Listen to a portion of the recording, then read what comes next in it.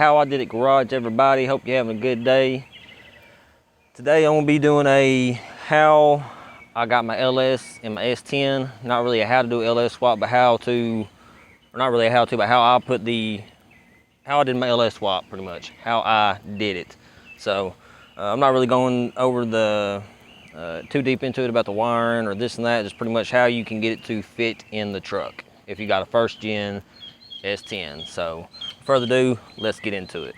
Also, if this video helped you out or you enjoyed it and you would like to see more content, please consider subscribing. Give a thumbs up if it's helped you out or you like it, so I know that y'all enjoyed it. And let's get into it now. Start off, I'll go ahead and tell you what I got in here. I got a stock 5.3 4L60E transmission with the stock rear end.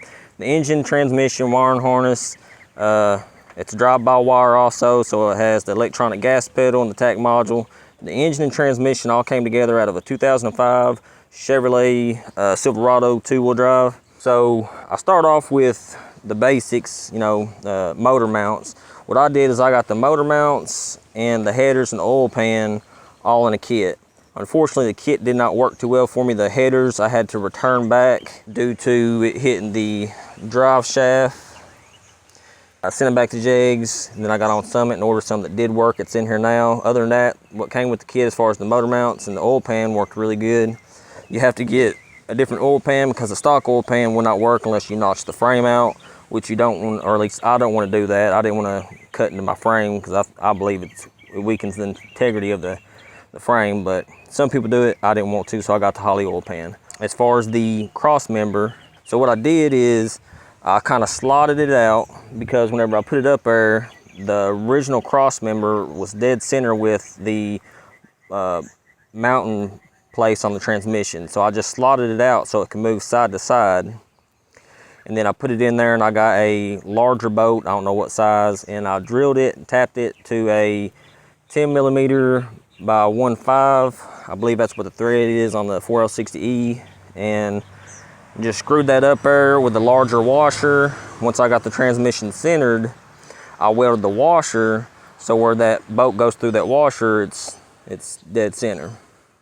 And the drive shaft, I had to shorten it a 1/2 inch to get it to where it had the distance that was required for you know, rear end flex, because when you're driving down the road, of course, it don't stay where it's at. When your rear end flexes, it pushes the drive shaft in and out, you know, and you have to have a certain amount of clearance for that. Serpentine setup, I was wanting to just pretty much, you know, at the beginning my goal was to get the motor transmission, everything, just throw it in here as is and keep it all stock, everything. It didn't work out that way. You'll figure out if you are doing an LS swap real quick, it don't always just work out unless you do tons of research, which I did a lot of research, but I didn't do enough, I guess. But I went with the ICT billet serpentine setup for the driver's side and passenger side.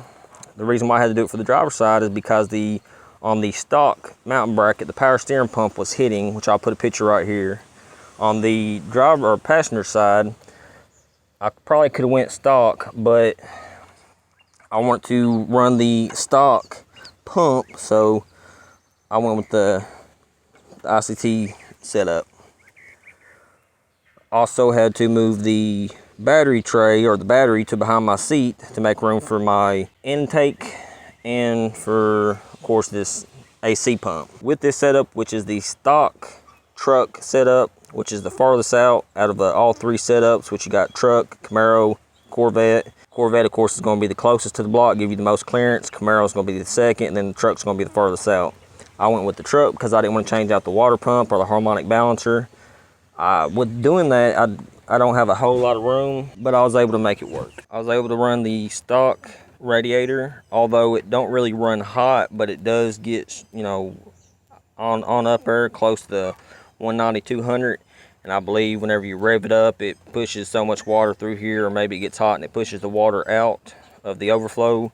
So I'm gonna have to, you know, I can drive it. I drive it every day. This is my daily, but I am gonna have to upgrade to a bigger radiator. Definitely whenever I get the AC all hooked up and get the condenser working, because it's probably gonna overheat. As far as the headers, also, like I mentioned earlier, you can use the stock manifolds. I wanted to go with the headers just because it You know, sounds better, looks better, gives you extra 5-10 horsepower. Not as much as you'd think, but to get the transmission to work, I had to beat the firewall back a little bit, right around where the transmission tunnel is, because it was rubbing there. So had to beat on that quite a bit to get that to fit. Another tip, it's not really anything to do with this truck, but just any other swap, if you're watching this, you're probably interested in it or might do it in the future. Get you a fuel gauge.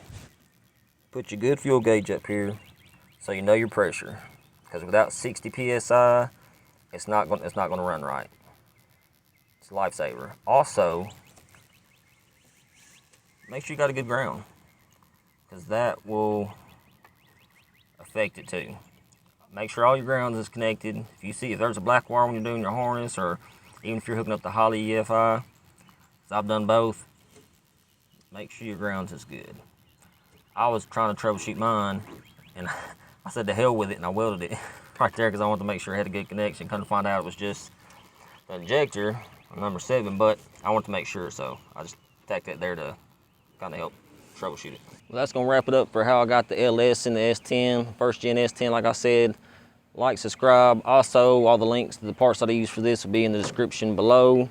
If you want a more detailed, or if you have any questions about doing an LS swap or anything to this type of swap, an S10, leave a comment below. I'll make another video, or I'll answer your question right then and there. But see y'all next time.